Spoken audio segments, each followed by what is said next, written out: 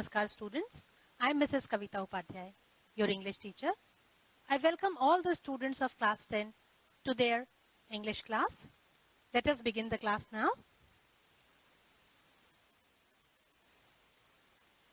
The unit that we are studying these days is composition. This is the final and part 5 of this unit. We have already done 4 parts. And in this part we are going to deal with formal letters. We have already learnt in previous 4 parts and especially previous part. Types of letters.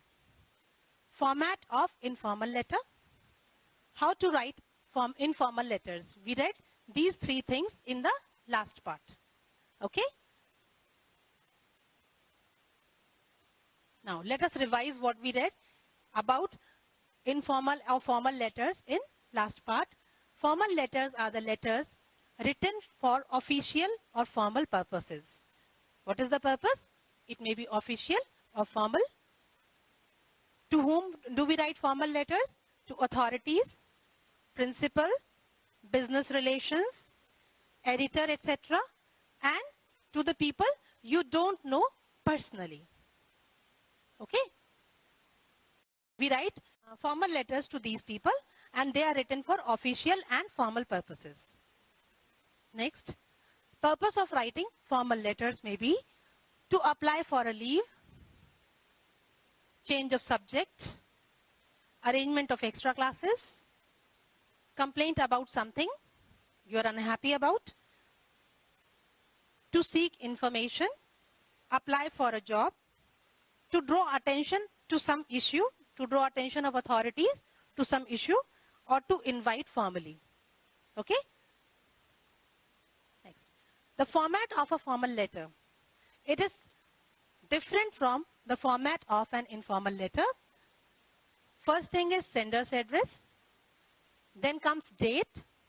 Then is receiver's address. Receiver's address means the person who receives the letter, to whom you are writing the letter. His address is also given here. Then comes subject. Subject is the topic. You mention the topic of the letter in brief and underline it. Then comes salutation and then body of the letter. The body of the letter comprises 3 or 4 paragraphs. First paragraph is introduction, a recent development that prompted you to write it, event, issue, or refer to a letter. A previous letter, you can refer to that also. A paragraph about the present problem and offer suggestions. This may be done in 2 paragraphs, 2 or 3. Paragraph 3 and 4. Action, it can be either paragraph 3. If you are writing 1 paragraph here, it will be paragraph 3. If you are writing 2 paragraphs here, this will be paragraph number 4. Action required or solution that you suggest, and then subscription. In the end, you will write subscription. Let us discuss it in detail. Steps in writing a formal letter. First thing you write is sender's address. It should not include your name. First thing is, it should not include your name. And should not be more than 3 lines. It should be brief. It should not be more than 3 lines, and there should be no use of commas in the end of each line. If the letter is being written on a printed letter pad, it is not written. Why? Because if the letter pad is printed, the address of sender is already printed on that. Okay? Date. June 11, 2020 or 11 June 2020. This is the preferred format for date, but you can write it in numbers also. Like 11/6/2020. This won't be wrong, but these 2 forms are preferable, as I mentioned in the last part also. Receiver's address. Now receiver's address is a thing which is given in formal letters, but it is not there in informal letters. First thing is the post of the person, designation of the person, and then the departmental address of the person. And here also no use of commas. Subject. Short and precise. It should be very short, it should be precise, and it should clarify the topic very well. It should be underlined. The subject has to be underlined. Okay? Now salutation. It should be formal in nature. It can be sir, it can be madam, it can be dear sir or dear madam. Content. Content means the body of the letter. First part is introducing oneself. Introduce yourself. For introducing yourself, you can state the purpose of writing and who you are. Like you are complaining about insanitary conditions, you can say you are a resident of that area. This is your introduction, and then you state the purpose. Second, discussing the issue or problem in detail. Second paragraph deals with the problem discussed in detail. Then offering solution and suggestion. What are your suggestions to solve the problem? And then closing statement. I hope, I wish.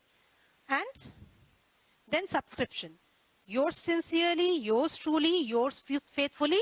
These are formal forms of subscriptions that you can use while writing formal letters. And in salutation also you don't use comma after sir, madam or dear sir.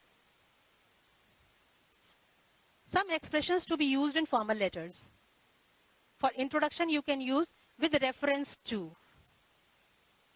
Like you are referring to a previous letter, dated, give some date of the letter with, to which you are referring, or on behalf of. I am writing on behalf of somebody. Like you are writing on behalf of the entire class. I wish to draw your kind attention to. This is another kind of introduction. Through the letter, I wish to draw your kind attention to maybe some problem. Okay? I am writing this letter to.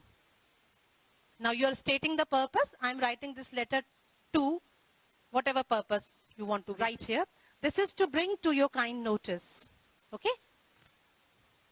Making request.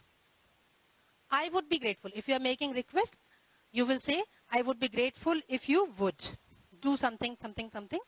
I would be grateful if you would, or I request you to kindly do something. Okay? Complaining. I wish to express my dissatisfaction with. This is to complain. I wish to express my dissatisfaction with, or I would like to complain about. These are the ways to complain. These are the ways to complain. This is for making request, and this is introducing your letter. For conclusion, I hope you will look into the matter personally. You will take actions required to solve this problem. I hope you will be kind enough to allow me a leave. Okay? So this is, I hope. I look forward to hearing from you. This is also a way to close the letter.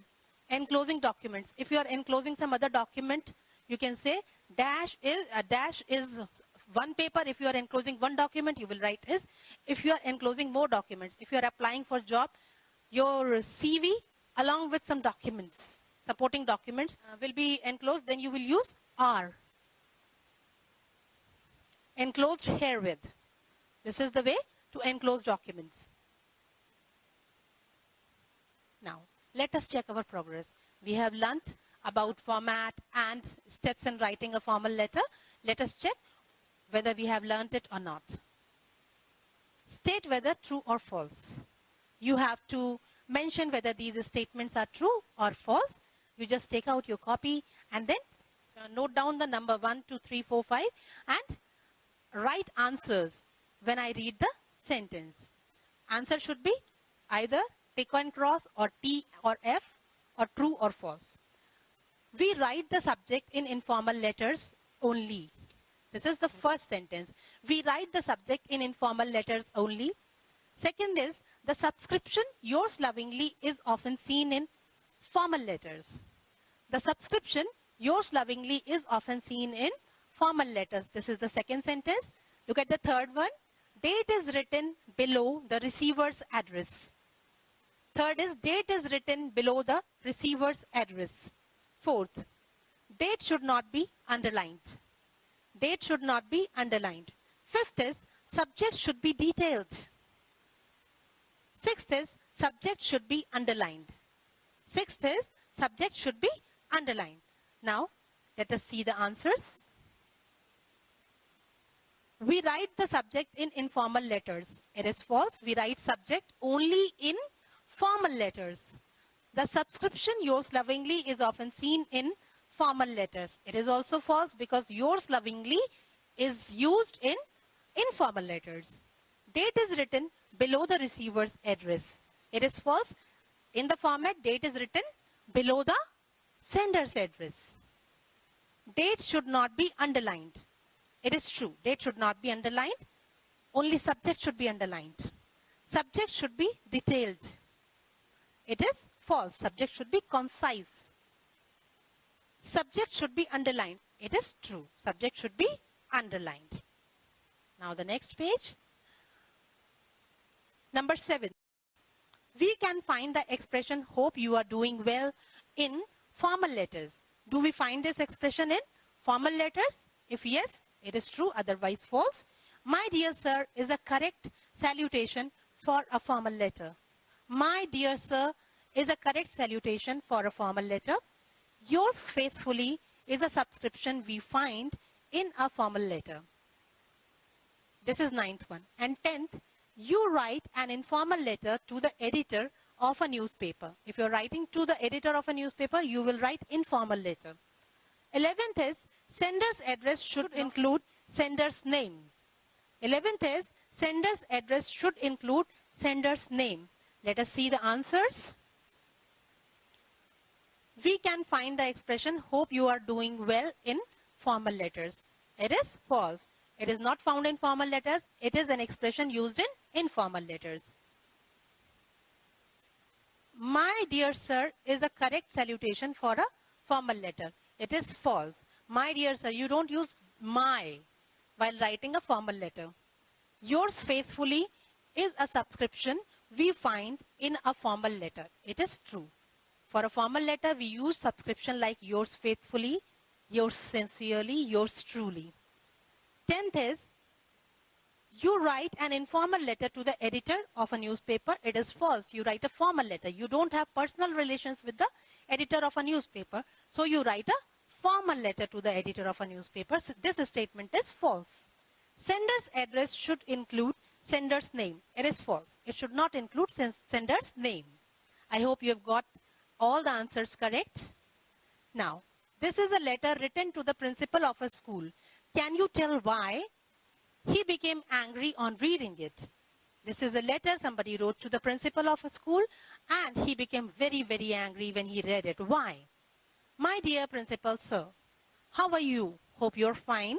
I am not feeling well. I cannot come to school today. Very sorry. Can I stay home today? Yours lovingly, Suyash, 10th C. Now, read the letter carefully. See if the person, Suyash, has followed the correct format. Has he? No, he has not followed the correct format.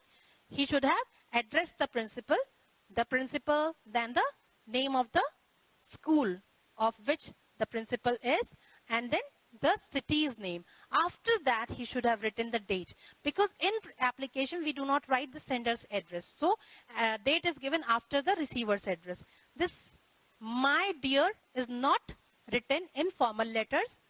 Dear Prince, and this principal is designation. It should go with the address of receiver, and then sir, dear sir. No my, no principal. Then, how are you? Hope you are fine. These kind of expressions are used in informal letters. This is not opening of a formal letter. So it is wrong. So the language and the tone, and then can't. This contraction is also not used in formal letters. Okay. Yours lovingly. The subscription is also not used in formal letters. There is no date given. Okay. So there are so many mistakes in the letter.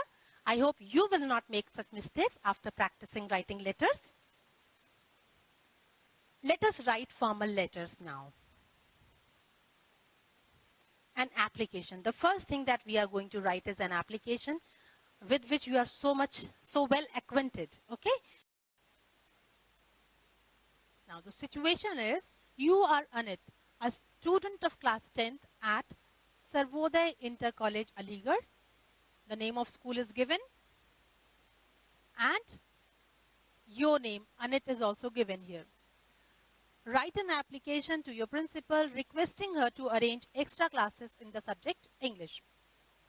Now think of the purpose. Why are you writing this letter? To request for extra classes in the subject English. This is the purpose. And then audience. To whom are you writing the letter? The principal.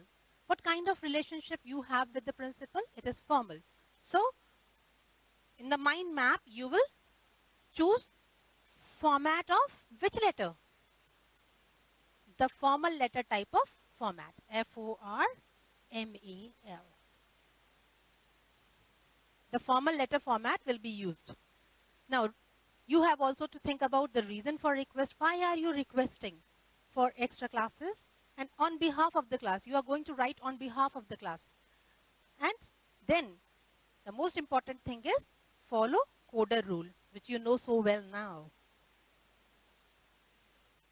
Now, students, here is the letter for you.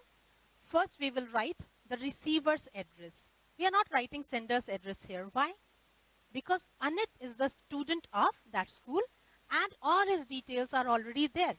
For school, his address is his class, section and roll number.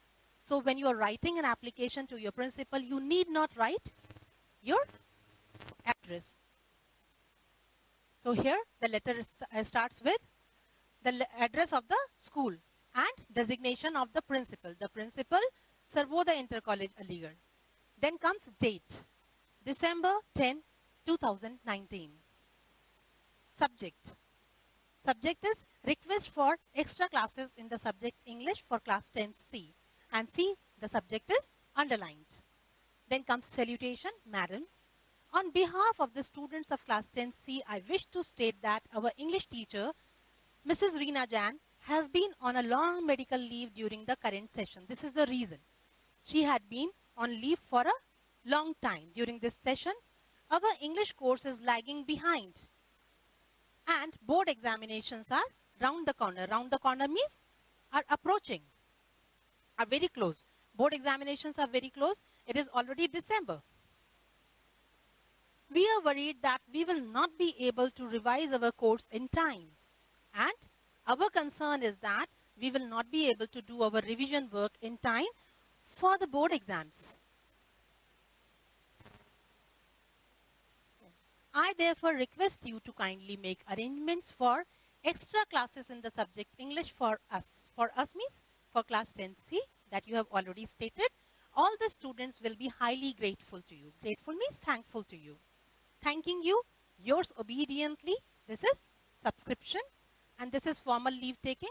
Thanking you is not being used these days. You can do away with it if you wish to, and if you wish to write, you can.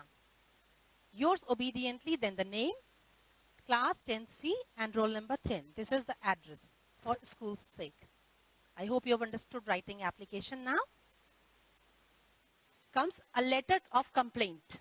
How to write letter of complaint. When you are not happy with something, when you are dissatisfied with something, you have to express dissatisfaction in the form of letter to somebody, some authority. How do you do that? This is situation 2. You are Sumit. Your name is Sumit, a resident of New Colony. Your address is New Colony, Kanpur. You see insanitary conditions prevailing in your area. These are the pictures of his area, Sumit's area, locality, New Colony. Write a letter to the health officer complaining about it. There are unhygienic conditions in the locality, so the person is going to express dissatisfaction to the health officer. First, think about the purpose. What is the purpose? The purpose is to complain about insanitary conditions in my area. Audience, who is going to read the letter? The health officer. Now the mind map. Format should be, you're not having any personal relationship with the health officer. So, you will be using formal letter format. Okay? Now, complaint, suggestion, action required. You have to keep in mind what you are complaining about, if you have any suggestion or if you want any action to be taken. Keep in mind, you have to mention that in the body of the letter. Now, the address of the person. This is sender's address. 12/374 New Colony, Ramghat Road, Kanpur. No use of comma and just 3 lines are required to write the address. Then comes date, 10 June 2020. The health officer, Kanpur. No comma. Subject. Subject. See, subject is underlined. Complaint about the insanitary conditions in New Colony. Subject is underlined and it is very precise, to the point. Now, sir or madam. If the health officer is a lady, you can write madam. If he is a gentleman, you can write sir. Now, it is a complaint you have to bring to notice of somebody, something that is dissatisfactory for you. This is to bring to your kind notice the insanitary conditions prevailing in New Colony. This is introduction part. This is to bring to you the purpose of writing the letter. You have stated in just 1 line. Now you will discuss it in detail. This area has long neglected. Heaps of garbage can be seen on both sides of the road. Stray animals can be seen roaming around. You saw those pictures. There were animals, there was garbage. The whole area stinks due to rotting garbage and choked drains. Drains are choked and the garbage is rotting. So whole area is stinking. Stinking means there is bad smell. It's an ideal place for it should have an apostrophe because it is an ideal place for mosquitoes and flies to breed. Sanitation workers turn a deaf ear to our complaints. I fear if something is not done urgently, an outbreak of malaria, typhoid or cholera is imminent. Imminent means about to happen. So the person has explained the problem and its gravity. Why it is urgent? Because these diseases can be spread in that area because of dirty surroundings. I therefore request you to instruct the sanitation workers. This is the action required. I therefore request you to instruct the sanitation workers to take necessary steps urgently. I hope you will not disappoint us. Regards, yours truly, Sumit. Regards is also a formal leave-taking statement. Now, we are going to write a letter to the editor of a newspaper. You are Sneha. You are pained to see birds dying due to excessive heat during summer. Write a letter to the editor of the Times of India to appeal to the people to save birds. The purpose of writing a letter to editor is not that you want editor to do something to solve your problem. You are just writing a letter to the editor so that he can give a place to your letter in his reader's column and this problem can be brought to the notice of others. Okay? Don't ask editor to do something to solve the problem. Now you can see the pictures. The birds are dying. The solutions are here. Here is water for the birds. And these are grains to feed the birds. And these are handmade nests which can be used to protect birds during summer. G. 1275 Premier Colony Aligarh, June 14, 2020. The editor, The Times of India, Aligarh. Subject, appeal to the public to save birds during summer. Now see, I have not used any comma in the end of line, neither here, nor here, nor here, nor here, nor here, nor here. Don't use commas in the end of line while writing address. Okay? You write subject and underline it. It should be precise and very short. Then, sir, this salutation, after the salutation also you don't write any comma. Through the reader's column of your newspaper, I wish to create awareness amongst the people to save birds which are dying due to excessive heat during summer. Summers are tough for birds as are for humans. They cannot do much to protect themselves from this heat and therefore they suffer from dehydration and heat stroke and eventually die. This is the purpose of writing that we are explaining. We are capable of helping them to survive by taking little steps like putting some food and water for them, and also we can hang handmade nests or bird houses on the trees and in our terraces where they can rest and cool themselves. Okay? Now, I hope you will be kind enough to give a little space to my letter. This is the hope that you have from the editor. This is what he can do for you. Hope that you will be kind enough to give a little space to my letter in your readers column and allow me to encourage others to save these fragile creatures by just being kind and helpful. Thanks and regards. This is formal leave taking. Yours truly, Sneha. This is the way you write letters to editor. Now comes the assignment part. We have already done writing formal letters. You are Shubh, studying in Suraj Public School, Lucknow. Write a letter to the principal requesting him to make arrangements for evening sports and games. This is the first letter that you have to write. The second one is, you are Saqib, a resident of Aligarh. Write a letter to the superintendent of police complaining about anti-social elements gathering in your locality. I hope you will be able to write these two letters yourself. Good luck for your assignment and for your studies. Thank you.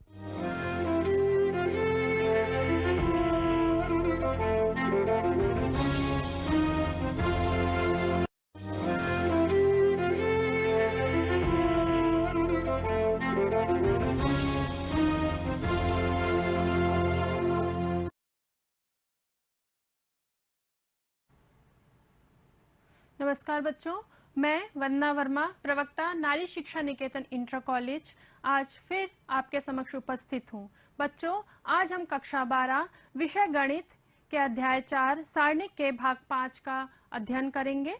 बच्चों, इसके पहले के भाग के व्याख्यानों में हमने सारणिकों के प्रसरण और उनका अनुप्रयोग निर्देशांक ज्यामिति में समझा था।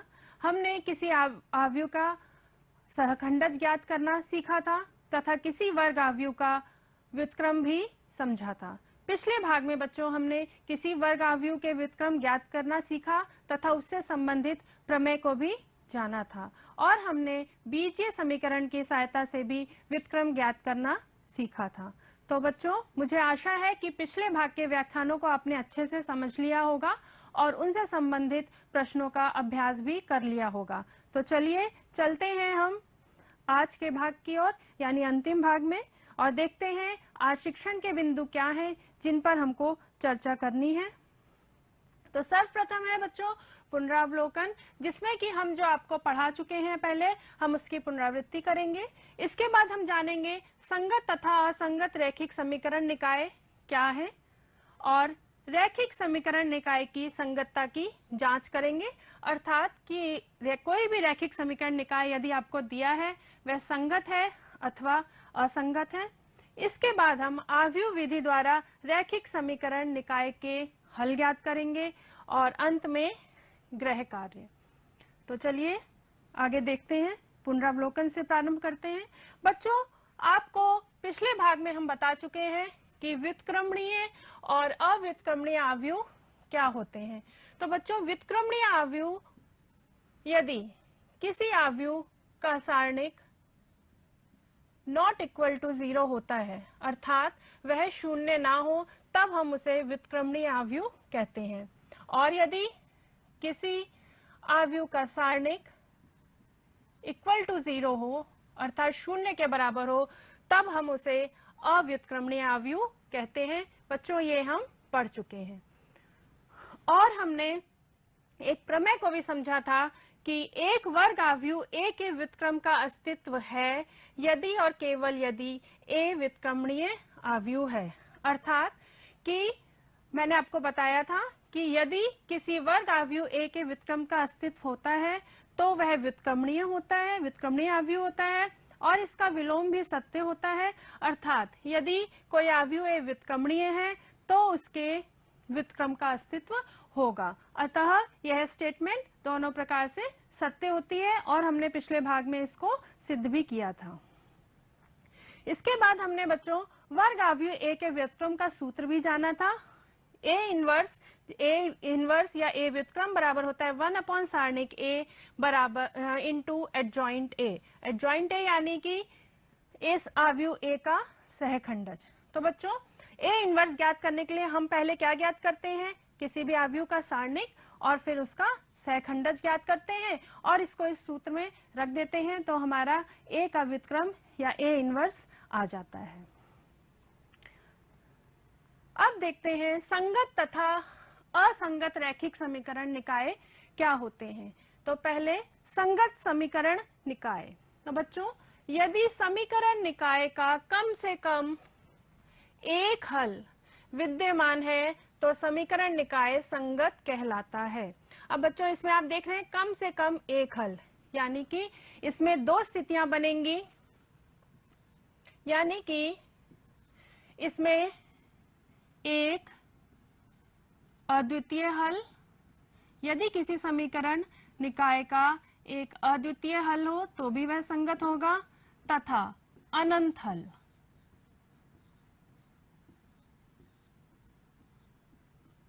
तो बच्चों, दोनों ही स्थिति में अर्थात एक अद्वितीय हल तथा अनंत हल, दोनों ही स्थिति में हम समीकरण निकाय को संगत समीकरण निकाय कहते हैं। और असंगत समीकरण निकाय में यदि समीकरण निकाय का कोई हल विद्यमान नहीं है, अर्थात अगर समीकरण निकाय का कोई हल नहीं है तो समीकरण निकाय असंगत कहलाता है। आगे देखते हैं बच्चों, यहाँ पे हम आव्यूह विधि द्वारा रैखिक समीकरण निकाय का हल ज्ञात करेंगे।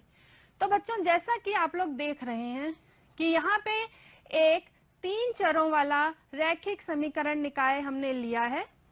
a1x plus b1y plus c1z is equal to d1, a2x plus b2y plus c2z is equal to d2, a3x plus b3y plus c3z is equal to d3। हम ये मानते हैं, हमने इसमें एक आव्यूह a माना है, जो कि बच्चों आप देख रहे हैं यह एक वर्ग आव्यूह है जिसके की अवयव x, y व z के गुणांक हैं। जैसे आप देख रहे हैं a1, b1, c1, a2, b2, c2, a3, b3, c3। ठीक है बच्चों, और x जो है, ये x एक स्तंभ आव्यूह है जिसके अवयव क्या है बच्चों, आप देख रहे हैं जैसे ये चरांक x, y और z है। और b भी एक स्तंभ आव्यूह है जिसके अवयव क्या है, अचर पद d1, d2 व d3 है। तो हम इस प्रकार से हमने a, x और b आव्यूह को मान लिया है। तब हम इस रैखिक समीकरण निकाय को हम इस प्रकार से बच्चों लिख सकते हैं, ax बराबर b। ये हमने इसको आव्यूह रूप में लिखा है, जैसे ax बराबर b, जहां a यह आव्यूह है, x ये आव्यूह है और b ये वाला आव्यूह है। तो ये कौन सी, ये किस रूप में लिखा है बच्चों हमने इस रैखिक समीकरण निकाय को, आव्यूह रूप में। तो अब इसके आगे देखते हैं। अब हम बच्चों रैखिक समीकरण निकाय की हल की प्रकृति को जानेंगे। जैसा कि आपने देखा कि अभी आपको पिछली वाली स्लाइड में यहाँ पे रैखिक समीकरण निकाय दिया था और ax बराबर b हमने निकाला था, तो हम इसको वहीं से शुरू करते हैं। हम आव्यूह रूप में हमने इस रैखिक समीकरण निकाय को लिख दिया है ax बराबर b। अब बच्चों आप देख रहे हैं कि हल की प्रकृति हमें ज्ञात करनी है, अर्थात हमें यह देखना है कि इसका संगत हल होगा अथवा असंगत हल होगा, और यदि संगत होता है तो किस प्रकार का होगा, अद्वितीय हल होगा अथवा अनेक हल होगा, और असंगत होगा तो आप जानते हैं कोई हल नहीं होगा। तो हम इसको देखते हैं। अब मैं आपको एक फ्लो चार्ट की सहायता से बताऊंगी। तो बच्चों, यदि आपको ax बराबर b एक हमने आव्यूह रूप में एक रैखिक समीकरण निकाय को लिख लिया है, तो सर्वप्रथम आप सारणिक A ज्ञात करेंगे। ठीक है बच्चों, आप सारणिक A ज्ञात करेंगे तो आपको दो स्थितियां प्राप्त होंगी बच्चों। क्या होंगी, पहली होगी सारणिक A या तो शून्य नहीं होगा, नॉट इक्वल टू 0 होगा, और दूसरी होगी सारणिक A शून्य होगा। तो पहले हम इस स्थिति पे चर्चा करते हैं। तो सारणिक A नॉट इक्वल टू 0 है, अर्थात आप जानते हैं A कैसा आव्यूह होगा बच्चों, व्युत्क्रमणीय आव्यूह होगा।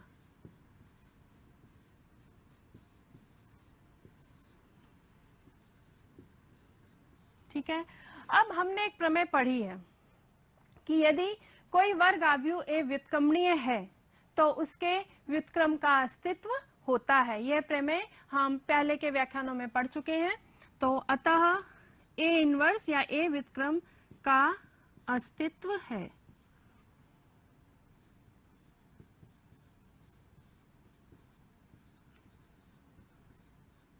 ठीक है बच्चों, तो अब हम देखिए क्या करते हैं, हम फिर से यही समीकरण लेके चलते हैं, ये वाला जो हमने यहाँ पे लिया था, क्या लिया था, ax बराबर b।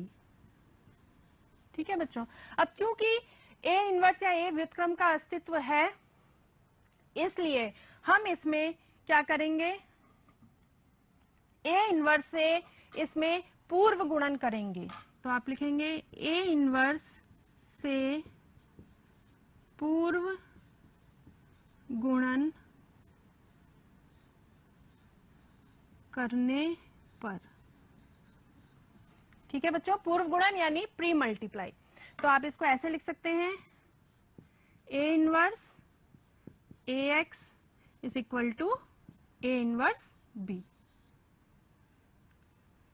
ठीक है बच्चों, तो ये आ गया हमारा।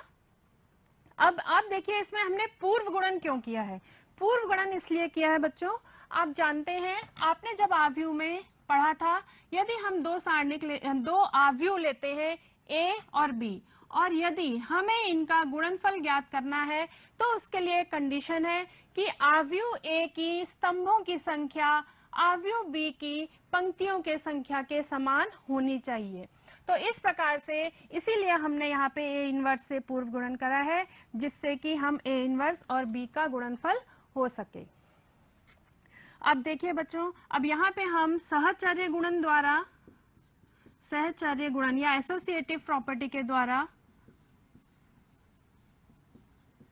हम इसको इस प्रकार से लिख सकते हैं, a inverse a into x is equal to a inverse b। ठीक है बच्चों, अब आप ये भी जानते हैं कि a इनवर्स a बराबर क्या होता है, I, यानी एक तत्समक आव्यूह होता है। तो हमने इसको लिख दिया IX बराबर a इनवर्स b। और अब आप जानते हैं, तत्समक आव्यूह से यदि हम किसी भी आव्यूह का गुणनफल करते हैं तो हमें वही आव्यूह प्राप्त होता है। तो IX बराबर हो जाएगा x बराबर a इनवर्स b। आप बच्चों देख रहे हैं, यह एक आव्यूह समीकरण मिल रहा है, आव्यूह समीकरण मिल रहा है जो इस समीकरण ax बराबर को अद्वितीय हल प्रदान करता है। यह समीकरण निकाय को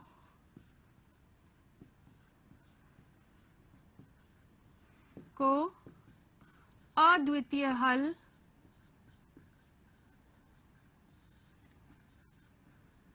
प्रदान करता है।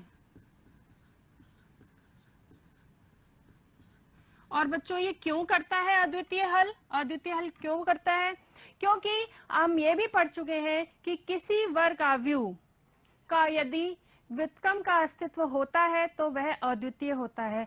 अब चूंकि a के किसी आव्यूह यानी a इनवर्स का जो अस्तित्व है वह अद्वितीय है, अतः यह समीकरण निकाय को भी अद्वितीय हल प्रदान करेगा। बच्चों तो अर्थात हमारा क्या हो जाएगा, इस स्थिति में हम इसको क्या बोलेंगे, कैसा हल है इसका, संगत हल है। बच्चों कैसा हल है, ये संगत हल है। ये हमें कैसा हल देता है, इसका संगत हल देता है, यानी समीकरण निकाय कैसा है, संगत है। और इस विधि को हम बोलते हैं आव्यूह विधि। ये जो विधि बच्चों हम x बराबर a इनवर्स b से पढ़ते हैं, इसको हम आव्यूह विधि कहते हैं। अर्थात हम आव्यूह विधि से रैखिक समीकरण निकाय का हल ज्ञात करते हैं। तो ये हो गया। तो एक बार और देख लीजिए कि यदि किसी आव्यूह का सारणिक का जो मान है वो शून्य नहीं होगा तो रैखिक समीकरण निकाय का अद्वितीय हल होगा। और हम उसको कैसे ज्ञात करेंगे, हम उसको x बराबर a इनवर्स b जो आव्यूह रूप है, आव्यूह विधि है, इससे ज्ञात करेंगे। और इस स्थिति में हम कहते हैं कि समीकरण निकाय संगत है। ठीक है बच्चों, अब हम दूसरी स्थिति पे आते हैं। दूसरी स्थिति है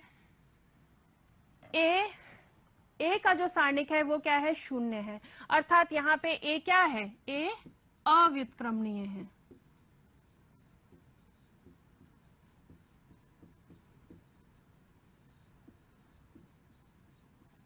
ठीक है बच्चों, लेकिन अव्युत्क्रमणीय है, तो यहाँ पे हम ज्ञात ये नहीं पता लगा सकते हैं कि हल संगत है असंगत है। इसके लिए हमें फिर से एक चीज ज्ञात करनी पड़ेगी। हम ज्ञात करेंगे एडजॉइंट ए इंटू बी, यानी कि ए के सहखंडज को हम अवयव बी से गुणा करेंगे और फिर हमें दो स्थिति मिलेंगी, दो स्थिति प्राप्त होंगी कि पहली स्थिति होगी एडजॉइंट ए इंटू बी, ये बच्चों नॉट इक्वल टू 0 होगा। इस स्थिति में इस समीकरण निकाय का कोई हल नहीं होगा, कोई हल नहीं होगा, नहीं है, ठीक है। और इस समय हम इस समीकरण निकाय को क्या बोलेंगे? असंगत। समीकरण निकाय हमारा कैसा होगा? असंगत होगा।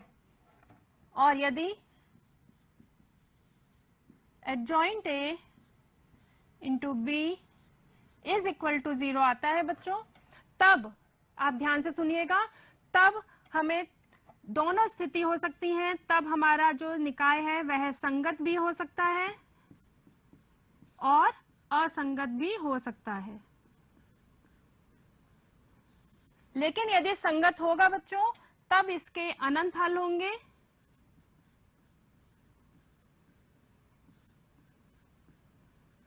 तब इसके अनंत हल होंगे।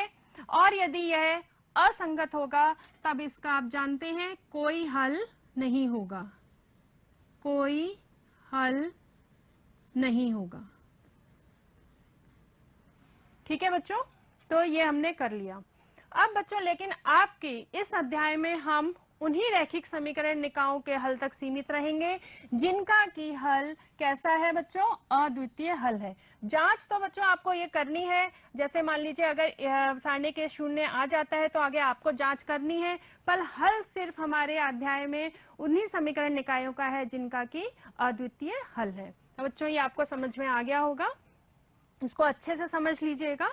इसके बाद हम आगे आते हैं प्रश्न पे। प्रश्न में क्या है?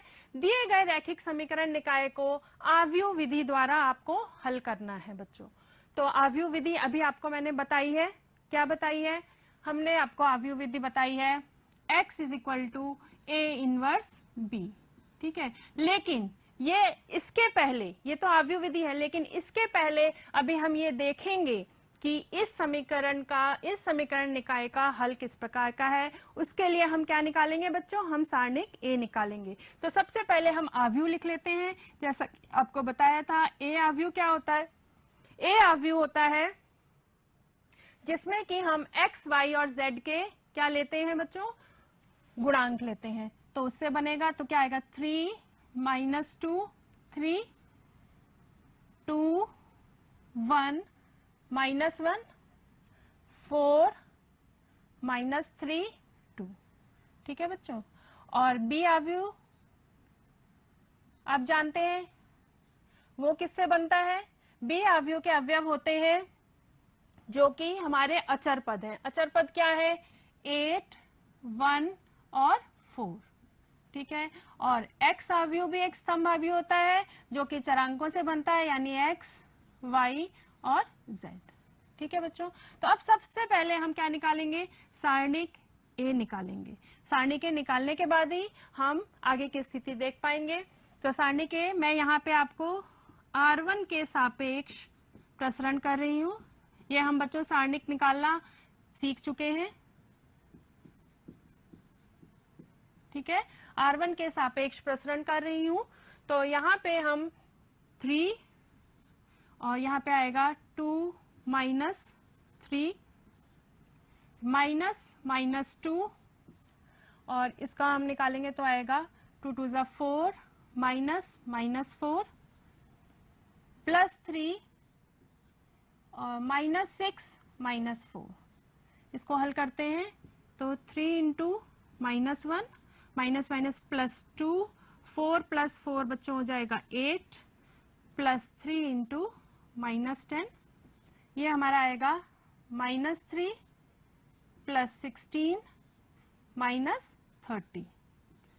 ये हमको, इसको आप हल करेंगे तो ये बच्चों मिलेगा आपको -17। आप देख रहे हैं, अतः यहाँ पे जो सारणिक ए आया है वो क्या आया है बच्चों? नॉट इक्वल टू 0, वो नॉट इक्वल टू 0 आया है, अतः यहाँ पे क्या होगा, इसका अर्थ है कि A व्युत्क्रमणीय है,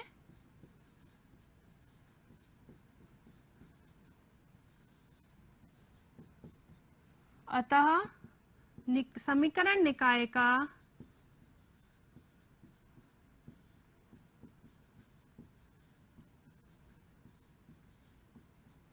अद्वितीय हल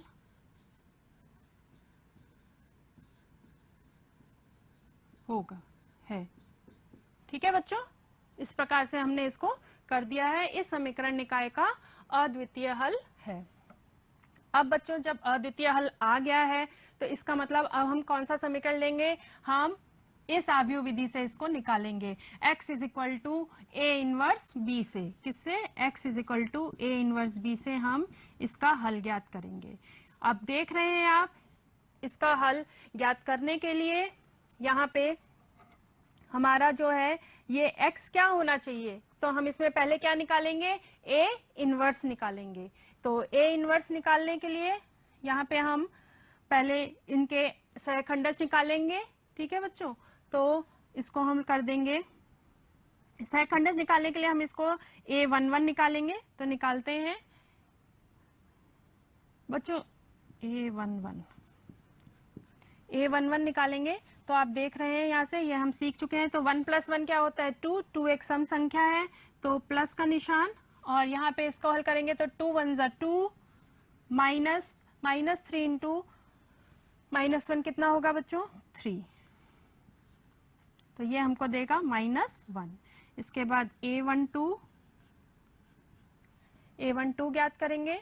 तो यहाँ पे क्या आएगा, 1 + 2 3, एक विषम संख्या है तो यहाँ पे माइनस का चिन्ह लगेगा, और यहाँ पे इसका उपसारणिक निकालेंगे a12 अवयव का, तो आएगा 4 -4, और इसको हल करने पे आपको मिलेगा -8।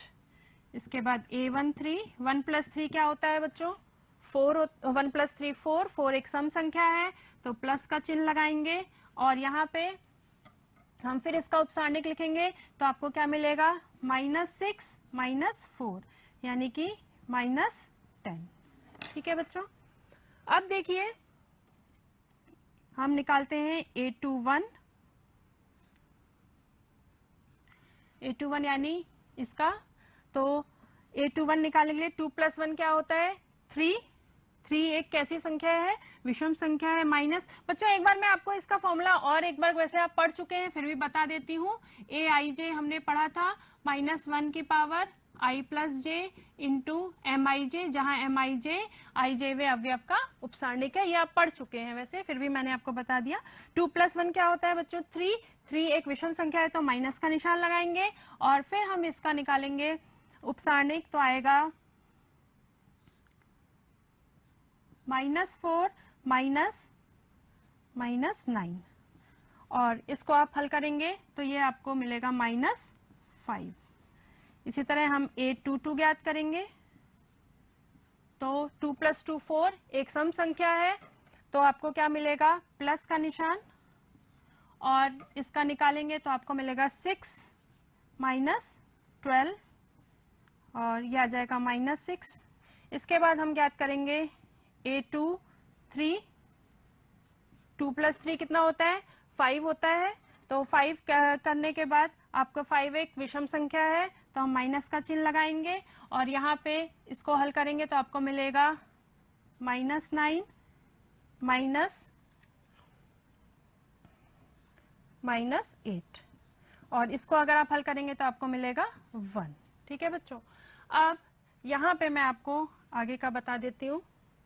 तो आप देख रहे हैं यहाँ पे हम निकालेंगे a31 निकालने के लिए फिर 3 + 1 4 एक कैसी संख्या है, सम संख्या है तो प्लस का चिन्ह, और यहाँ पे इसको आप निकालेंगे तो आएगा 2 - 3 यानी ये क्या हो जाएगा, -1। a32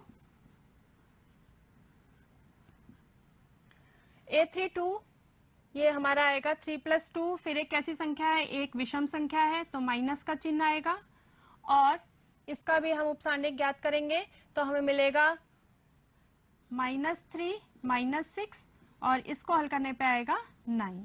अब हम निकालेंगे A33 3 + 3 एक सम संख्या है तो प्लस का चिन्ह लगेगा और इसका भी उपसारणिक ज्ञात करेंगे तो 3, यहाँ पे इसका निकालेंगे बच्चों 3 -4 तो ये आपको क्या प्राप्त होगा 7। ठीक है बच्चों, तो इसको आप उतार लीजिए और फिर मैं आगे आपको बताती हूँ।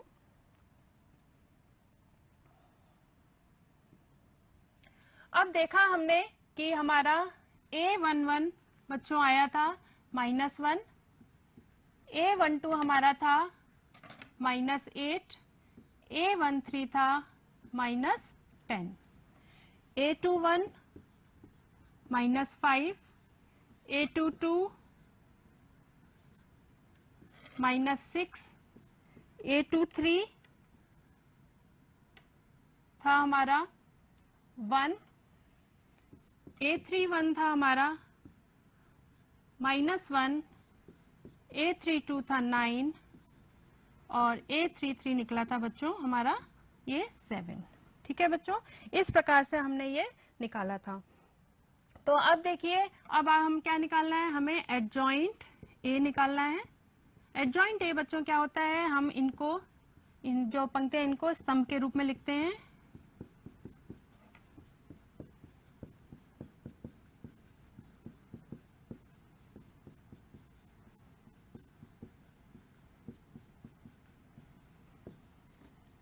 तो ये हो जाएगा हमारा -1, यहाँ पे आएगा बच्चों -1 -8 और यहाँ पे -10। इसके बाद -5 -6 1 -1 9 और 7। ये हमारा आ गया बच्चों सहखंडज अवयव। ठीक है, अब हम क्या ज्ञात करेंगे, हम इसके पहले निकाल चुके हैं। हमारा जो सारणी के आया था बच्चों वो आया था -17। तो अब हम A इनवर्स ज्ञात करेंगे। तो A इनवर्स का सूत्र आपको मालूम है 1 सारणी के इंटू एडजॉइंट A। तो ये हो जाएगा -1/17 और -1 -5 -1 -1 -5 -1 -8 -6 9 -10 1 7।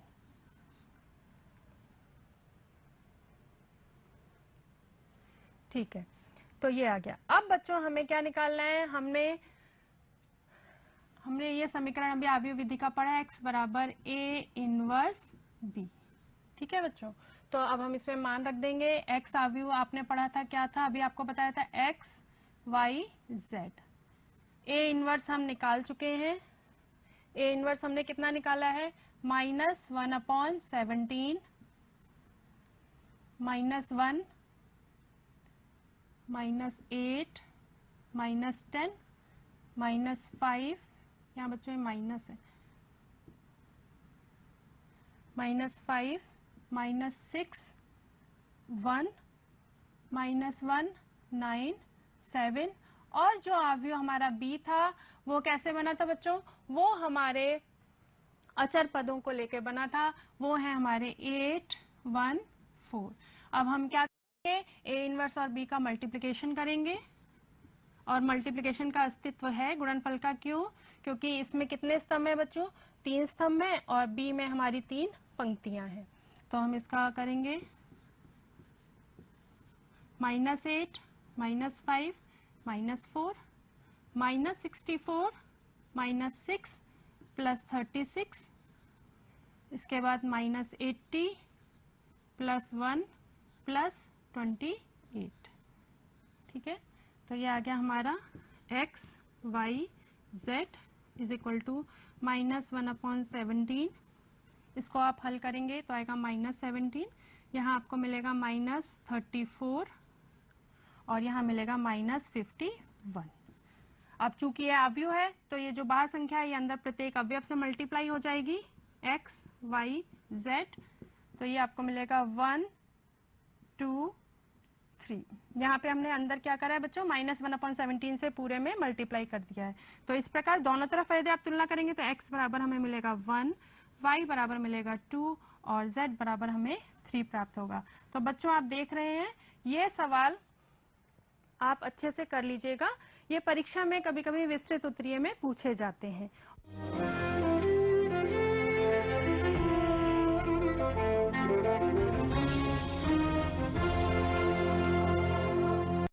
लखनऊ दूरदर्शन एक बार फिर ला रहा है